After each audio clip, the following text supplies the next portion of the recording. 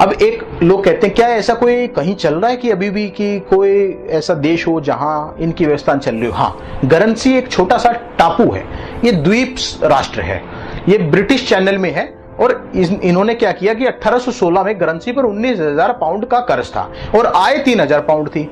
तो 3,000 में से 2,400 जो पाउंड है वो तो कर्ज उतारने में चला जाता था और बेरोजगारी कारण लोग द्वीप छोड़कर जाने लगे थे। तो उन्होंने क्या किया कि अपना खुद का पैसा बनाना शुरू कर दिया और 6,000 पाउंड कर्ज मुक्त बनाए सरकार ने और सबको रोजगार मिलने लगा। फिर तो इनको एक मंत्र सा मिल गया। 1820 में 4,500 पाउंड, 1821 में 10,000, 24 में 5,000, 26 में 20,000 और 1837 में 50,000 पाउंड जारी किए।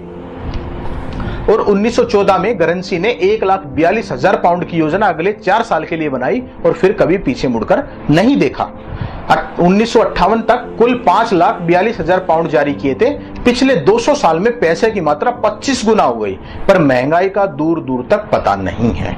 तो आप देखेंगे कि इसकी सालाना प्रति व्यक्ति आय $44,600 के साथ 11वें स्थान पर है, जबकि भारत की $4,000 के साथ 141वें स्थान पर है। तो देखो अपना पैसा छापने का नतीजा। तो हमारी मांगे क्या है? लेंगे हम 5 ग्राम, रखो अपनी दुनिया तमाम। तो हम चाहते हैं कि संसद एक बिल को पास करे जिसमें 5 हमारी मांगे हैं, 5 ग्राम 5 मांगे। भारत सरकार ही देश के लिए कर्ज मुक्त पैसा बनाए, जारी करे, ना कि निजी बैंक या केंद्रीय बैंक। अंश रिजर्व बैंकिंग प्रणाली 100% रिजर्व बैंकिंग बनाई जाए, यानी फ्रैक्शनल रिजर्व पूरी तरह से खत्म हो। बैंकों को पैसे बनाने का अधिकार नहीं होना चाहिए। सट्टाबाजारी, जो भी हम आगे समझाएंगे इसको पूरी तरह से, डेरिवेटिव, ये भी क्या करते हैं, पैसे बनाकर खूब जुआ खेलते हैं, सट्टा खेलते हैं, ये पूरी तरह से बंद हो। और चौथी हमारी मांग है कि अंतरराष्ट्रीय व्यापार डॉलर मुक्त करके भारत को अमेरिका से मुक्त कराएं। हम डॉलर में व्यापार नहीं चाहते। हम क्यों डॉलर में व्यापार करें? हम अपनी करेंसी में व्यापार करेंगे। और हमारी 5वीं शर्त है जो हम मांग कर रहे हैं कि अंग्रेजों के बनाए सारे काले कानून हटाए जाएं, चाहे वो भूमि अधिग्रहण बिल हो 1894 का या बाकी जितने भी उन्होंने काले कानून बना रखे वो हम स्वीकार नहीं करेंगे।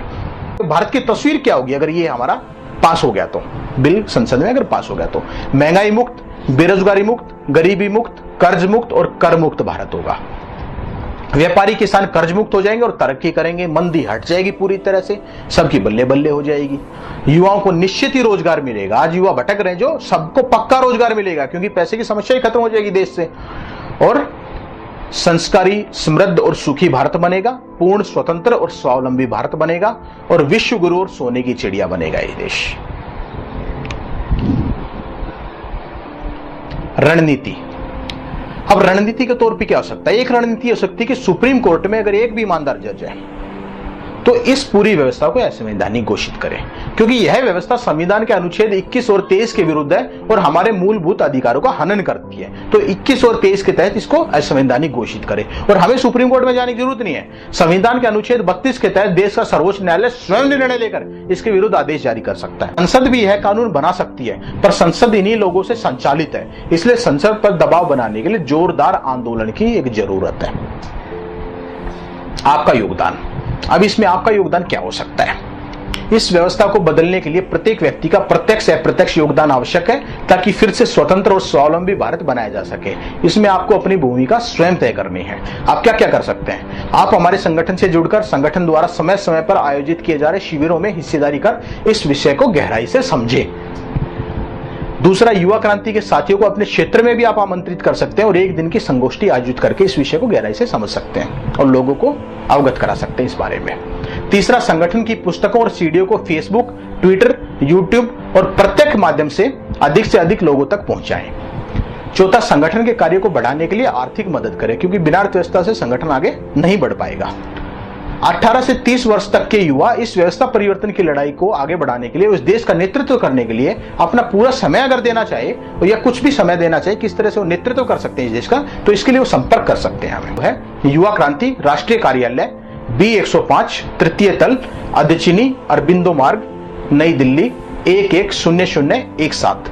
ईमेल हमारी yuvakrantI.org@gmail.com, यानी yuvakrantI.org@gmail.com।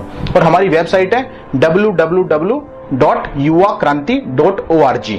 टेलीफोन है 01126518837 और 09456000862। और 09911955109।